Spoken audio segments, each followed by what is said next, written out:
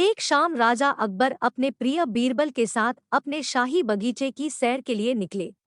वह बगीचा बहुत ही शानदार था। चारों ओर हरियाली ही हरियाली थी और फूलों की भीनी भीनी खुशबू वातावरण को और भी खूबसूरत बना रही थी। ऐसे में राजा को जाने क्या सूझा कि उन्होंने बीरबल से कहा, बीरबल, हमारा मन है कि इस हरे भरे बगीचे में हम हरे घोड़े में बैठकर घूमें। इसलिए मैं तुम्हें आदेश देता हूँ कि तुम 7 दिनों के अंदर हमारे लिए एक हरे घोड़े का इंतजाम करो।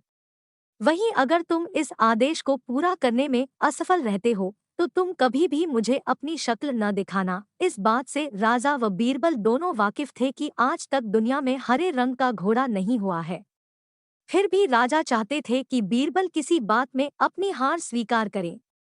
इसी कारण उन्होंने बीरबल को ऐसा आदेश दिया। मगर बीरबल भी बहुत चालाक थे।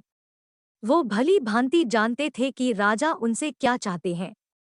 इसलिए वो भी घोड़ा ढूंढने का बहाना बनाकर 7 दिनों तक इधर-उधर घूमते रहे। 8वें दिन बीरबल दरबार में राजा के सामने पहुंचे और बोले, महाराज, आपकी आज्ञा के अनुसार मैंने आपके लिए हरे घोड़े का इंतजाम कर लिया है। मगर उसके मालिक की 2 शर्तें हैं। राजा ने उत्सुकता से दोनों शर्तों के बारे में पूछा। तब बीरबल ने जवाब दिया, पहली शर्त यह है कि उस हरे घोड़े को लाने के लिए आपको स्वयं जाना होगा। राजा इस शर्त के लिए तैयार हो गए। फिर उन्होंने दूसरी शर्त के बारे में पूछा। तब बीरबल ने कहा, घोड़े के मालिक की दूसरी शर्त यह है कि आपको घोड़ा लेने जाने के लिए सप्ताह के 7 दिन के अलावा कोई और दिन चुनना होगा। यह सुन राजा हैरानी से बीरबल की ओर देखने लगे। तब बीरबल ने बड़ी सहजता से जवाब दिया, महाराज, घोड़े का मालिक कहता है कि हरे रंग के खास घोड़े को लाने के लिए उसकी यह खास शर्तें तो माननी ही होंगी। राजा अकबर बीरबल की यह चतुराई भरी बात सुनकर खुश हो गए और मान गए कि बीरबल से उसकी हार मनवाना वाकई में बहुत मुश्किल काम है।